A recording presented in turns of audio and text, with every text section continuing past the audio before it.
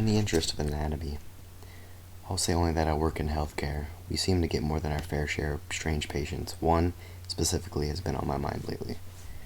The girl in question, a recent admission, had a story disturbing enough to run through the inter-department grapevine barely often. Tired of hearing the same gossip repeated endlessly, I pulled and read her file, intending to debunk the rumors. I wish I hadn't. The following was a cleaned-up version of her personal written account. This is all a misunderstanding. Honestly, I'm fine. I am not the problem. There's someone else out there responsible for this. They are doing this to torture me. I shouldn't even be here. I've had some issues with body image, that much is true. I was actually failing yet another diet when it first happened. We were out celebrating Becky's promotion. The five of us were at dinner. It was a really nice restaurant, but I can't remember which, and my diet willpower was running on empty. We'd all had a glass or two of wine by the time my salad came. I'd resolved to eat only half of it, and only that much so as not to cause a scene on Becky's night. The girls pestered me whenever I refused to eat. Still, I couldn't help but think it was no coincidence that the skinniest out of the five of us was the first to get promoted. We'd all graduate more than a year ago. And the real world was like a slap in the face. None of us were really where we wanted to be. Except Becky, of course. Hunger filled me with constant pain and hating myself, for it stressed me to the limit. So when the waiter put cheese on my salad, I didn't stop him. I wanted to throw the salad away to refuse to eat, but I was so hungry. And then, 2 bites in, angry but putting on a happy face for the girls, I found a long black hair wrapping around pieces of lettuce. It immediately disgusted me. I'd almost eaten it without realizing it. We got our meals for free, and the girls didn't even bother me when I couldn't bring myself to eat. The hair had knocked out my hunger completely. I was on cloud 9 for the next day or two. I wasn't hungry, I wasn't stressed, it was amazing. I thought I'd stumble onto some great new form of self-control. But the girls thought otherwise, or maybe just Becky. I was at lunch with Andrea when the hunger began to reach a breaking point again. Depleted, sad, I gave in and ordered a large salad. Andrea smiled and said something about being there for me if I needed it to talk. I bet she was in on it. In my memories, her smile seems vaguely sinister and mocking, as if she anticipated that would happen. I found a fingernail in my salad, a fake red fingernail. Those things are disgusting. There are so many germs under fake nails, I know. Lunch was free again, but I couldn't bring myself to eat. The shock and disgust had again knocked out my hunger completely.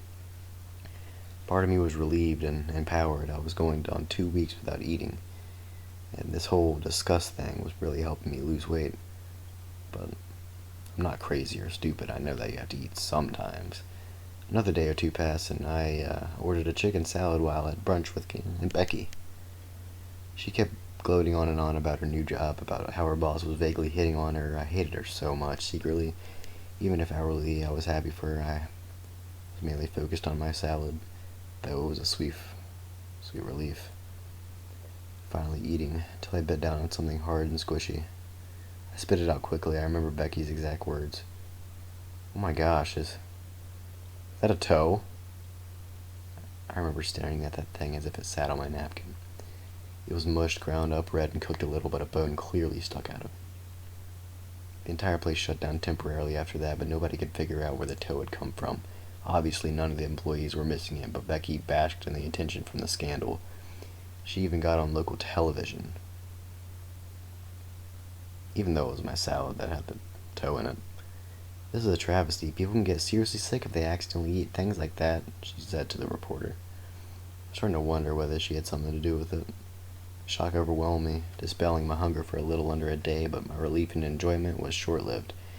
I knew I'd have to start eating again sooner rather than later.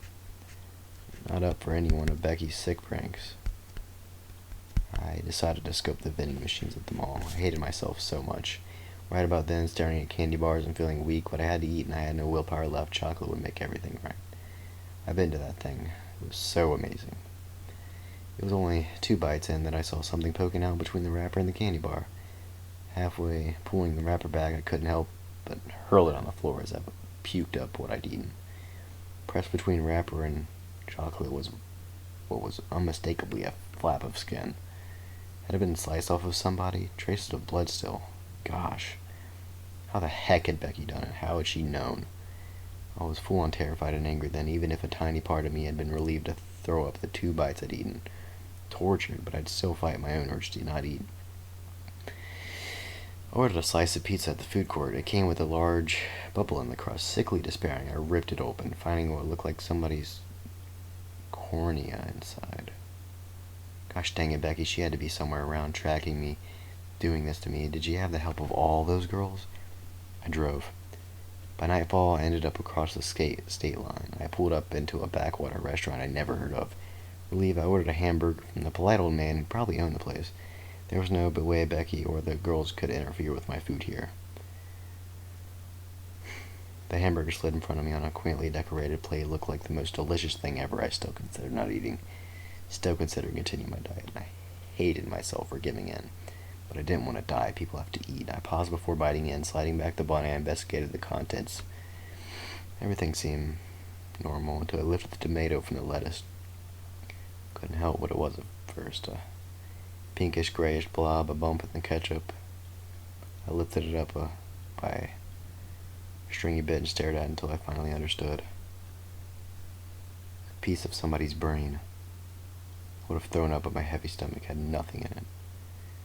I drove away from there as fast as I could, continuing in random directions. I don't know how Becky and the girls were tracking me or predicting what I would eat, but I had to evade them.